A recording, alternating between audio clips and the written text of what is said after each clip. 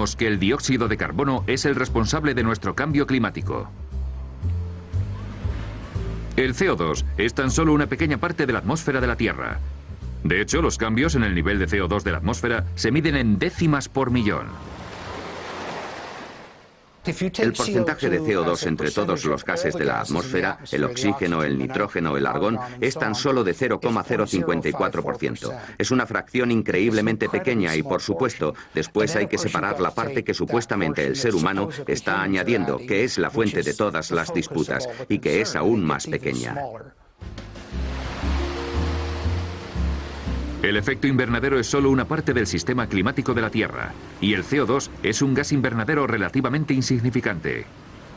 La atmósfera está formada por una multitud de gases. Un pequeño porcentaje de estos gases se llaman gases invernadero, y de ese pequeño porcentaje, el 95% es vapor de agua. Es el gas invernadero más importante.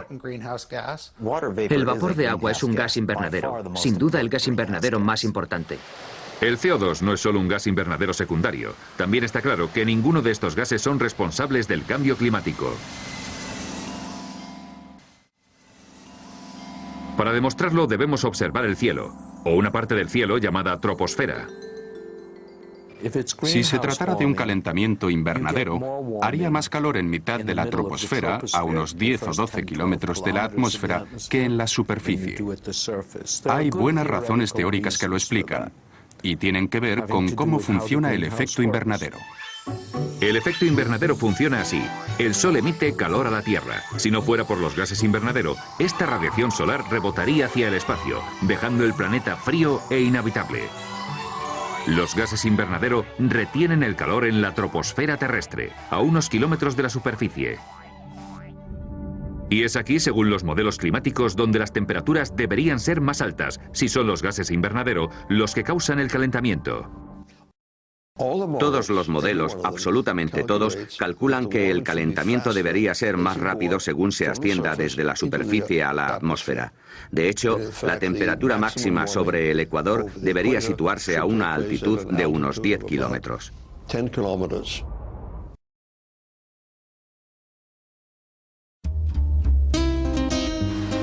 Un científico que se ha dedicado a medir la temperatura de la atmósfera terrestre es el profesor John Christie. En 1991 fue galardonado con la Medalla al Descubrimiento Científico Excepcional otorgada por la NASA, y en 1996 recibió un premio especial de la Sociedad Meteorológica Americana por sus avances fundamentales en nuestro seguimiento del clima. También fue un importante colaborador del Panel Intergubernamental del Cambio Climático, o IPCC. Hay dos sistemas que los científicos como el profesor Christie usan para medir la temperatura de la atmósfera: los satélites y los globos sonda. Lo que llevamos observando continuamente es que en casi todo el planeta, la mayor parte de la atmósfera no se está calentando tanto como la superficie. Y eso nos rompe los esquemas, porque la teoría al respecto está muy clara. Y la teoría dice que si la superficie se calienta, la atmósfera debería calentarse aún más deprisa. Pero el aumento de la temperatura en esa zona no es muy significativo y no se corresponde para nada con la teoría sobre la que los modelos climáticos se están basando en este momento. Uno de los inconvenientes de estos modelos es que proponen que según se va ascendiendo hacia la atmósfera, excepto en las regiones polares, la temperatura también va subiendo. Y ha quedado claro a partir de dos tipos de datos, no solo los de los satélites de los que todo el mundo habla, sino también los de los globos sonda, que ese efecto no es así.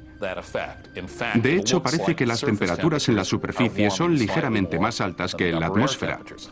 Esta es una gran diferencia. Estos datos indican que probablemente el calentamiento que estamos observando no se deba a los gases de invernadero.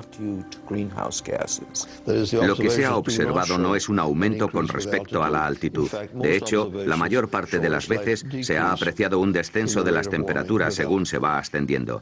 Así que podríamos decir que la hipótesis del calentamiento global causado por el hombre no tiene validez ante las pruebas. El reciente calentamiento de la Tierra ha tenido lugar en el momento y el lugar equivocados. Si el CO2 fuera determinante en el cambio climático, la temperatura debería haber subido durante el boom económico de la posguerra. y debería haber más calor en la troposfera que en la superficie. Pero ocurre exactamente lo contrario. I am Al Gore. I used to be the next president of the United States of America. Former Vice President Al Gore's emotional film, An Inconvenient Truth, is regarded by many as the definitive popular presentation of the theory of man-made global warming. ¿Hay alguna prueba en la historia climática de la Tierra de que el dióxido de carbono determine la temperatura del planeta? Una forma de viajar en el tiempo es perforar el hielo. Y aquí los científicos han encontrado una relación entre el CO2 y los cambios de temperatura en la Tierra. The first ice core survey took place in Vostok in the Antarctic. What it found, as Al Gore correctly points out, was a clear correlation between carbon dioxide and temperature. We're going back in time now, 650,000 years. Here's what the temperature has been on our Earth. Now, one thing that kind of jumps out at you is, did they ever fit together? Most ridiculous thing I've ever heard. The relationship is actually very complicated, but there is one relationship that is far more powerful than all the others, and it is this. When there is more carbon dioxide, the temperature gets warmer. Al Gore says the relationship between temperature and CO2 is complicated, but he doesn't say what those complications are. In fact, there was something very important in the ice core data that he failed to mention. El profesor Ian Clark es un destacado paleoclimatólogo ártico que estudia los registros de la temperatura terrestre de los últimos cientos de miles de años. Cuando estudiamos el clima a gran escala, necesitamos materiales geológicos que puedan registrar el clima. Si tomamos una muestra de hielo, por ejemplo, podemos usar isótopos para reconstruir la temperatura. Pero si liberamos la atmósfera que contiene esa muestra, podemos observar los niveles de CO2. El profesor Clark y otros han descubierto un vínculo entre el dióxido de carbono y la temperatura, pero esta relación es opuesta.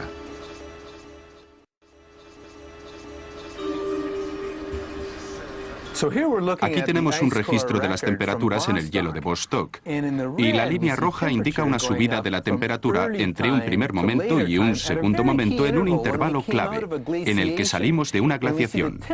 Vemos que la temperatura asciende y después asciende el nivel de CO2.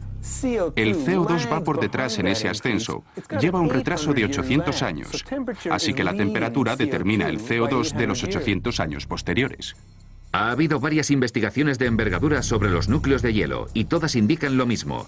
Las temperaturas suben y bajan y al cabo de unos cientos de años el dióxido de carbono las sigue. Así que es obvio que el dióxido de carbono no provoca el calentamiento. De hecho, podemos decir que es el calentamiento el que aumenta los niveles de dióxido de carbono. Claramente, el CO2 no puede estar causando cambios de temperatura porque es un producto de la temperatura, sigue los cambios de la temperatura. El registro de los núcleos de hielo llega hasta el corazón de este problema. Dicen que si el CO2 como gas invernadero aumenta en la atmósfera, la temperatura subirá, pero los registros del hielo indican exactamente lo contrario. Así que está demostrado que el supuesto fundamental, el supuesto más importante de toda la teoría del calentamiento global causado por el hombre, es falso. Pero ¿cómo puede ser que las altas temperaturas eleven el nivel de CO2 en la atmósfera?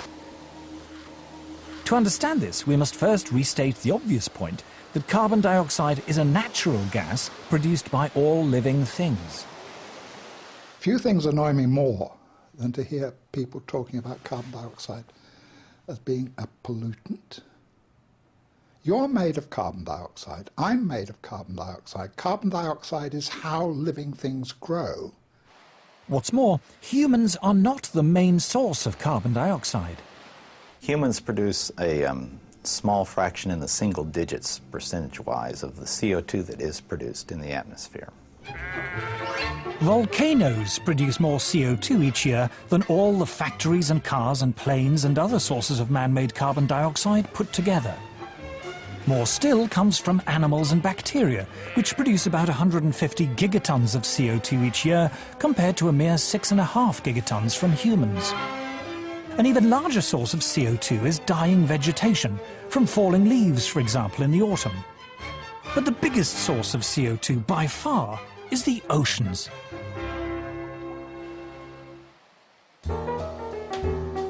Carl Wunsch is Professor of Oceanography at MIT. He was also visiting Professor in Oceanography at Harvard University and University College London, and a Senior Visiting Fellow in Mathematics and Physics at the University of Cambridge. He is the author of 4 major textbooks on oceanography. Los océanos emiten unas 80 gigatoneladas de dióxido de carbono a la atmósfera cada año, frente a las 7 gigatoneladas que emitimos los humanos. Pero la cantidad de CO2 que liberan los océanos depende de la temperatura. Cualquier niño de primaria sabe por su libro de ciencias que la atmósfera y los océanos intercambian dióxido de carbono. Cuando los océanos se calientan, liberan dióxido de carbono a la atmósfera. Y después, cuando se vuelven a enfriar, toman dióxido de carbono y lo almacenan.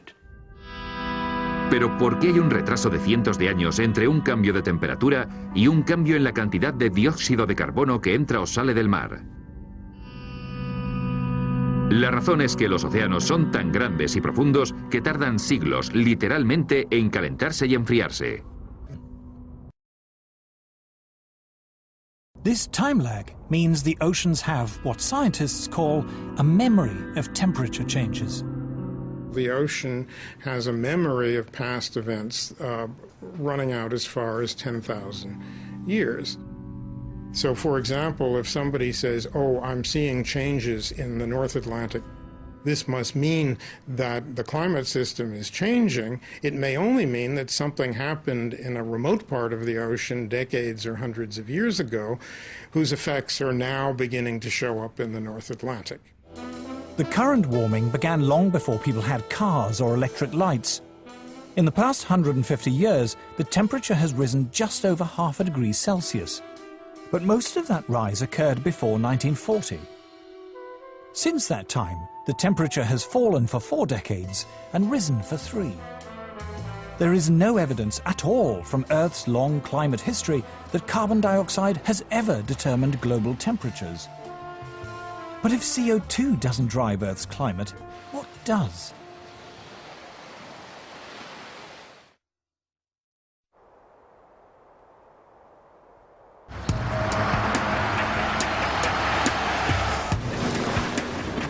La creencia popular de que el dióxido de carbono está provocando el cambio climático se opone a una multitud de datos científicos disponibles.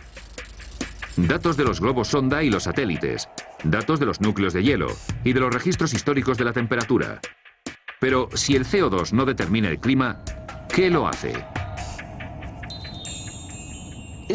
¿No es extraño pensar que somos los humanos, cuando echamos gasolina al coche, cuando encendemos las luces, los que cambiamos el clima? Pero hay que mirar al cielo, a esa inmensa bola, el Sol. Incluso siendo más de 6.000 millones, no somos nada comparados con él. A finales de los 80, el físico polar Piers Corbin decidió probar un método revolucionario para predecir el tiempo. A pesar de todos los recursos del Instituto Oficial de Meteorología, la nueva técnica de Corbin daba lugar sistemáticamente a resultados más precisos. Fue alabado por la prensa internacional como el superhombre del tiempo, y el secreto de su éxito estaba en el Sol.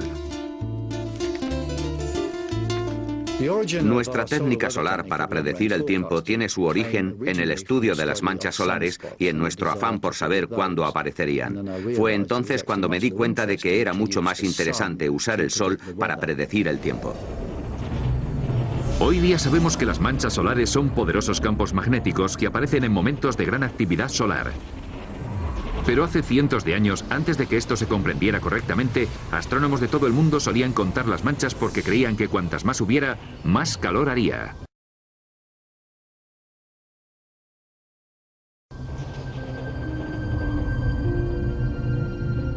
En 1893, el astrónomo británico Edward Maunder observó que durante la pequeña edad de hielo apenas hubo manchas solares visibles. Fue un periodo de inactividad solar que se conoce como el mínimo de Maunder. Pero ¿hasta qué punto pueden las manchas solares predecir el tiempo? Decidí comprobarlo apostando por el tiempo a través de William Hill en contra de lo que el Instituto de Meteorología decía que iba a ser un pronóstico normal. Y fui ganando dinero un mes y otro y otro y otro. El Instituto de Meteorología dijo que el invierno pasado iba a ser excepcionalmente frío. Nosotros dijimos, no, qué tontería, va a ser un invierno muy normal. Y especificamos cuándo iba a hacer más frío, después de Navidad y en febrero.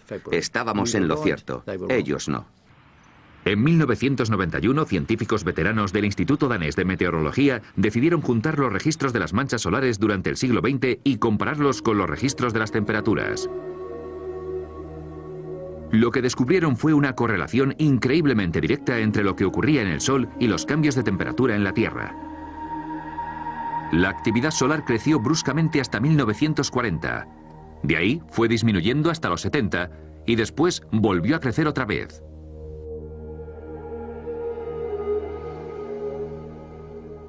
Cuando observamos esta correlación entre la temperatura y la actividad solar o los ciclos de las manchas solares, la gente nos dijo, bueno, podría ser una coincidencia. Así que, ¿cómo demostramos que no era una coincidencia? Bueno, es obvio que había que demostrarlo a mayor escala y en diferentes momentos temporales, así que viajamos atrás en el tiempo. El profesor Fritz Christiansen y sus colegas estudiaron los registros astronómicos de los últimos 400 años para comparar la actividad solar con las variaciones de temperatura. Y una vez más, se encontraron con que las variaciones en la actividad solar estaban íntimamente ligadas a los cambios de temperatura en la Tierra. Al parecer era el Sol, no el dióxido de carbono ni ningún otro factor, el que provocaba cambios en el clima.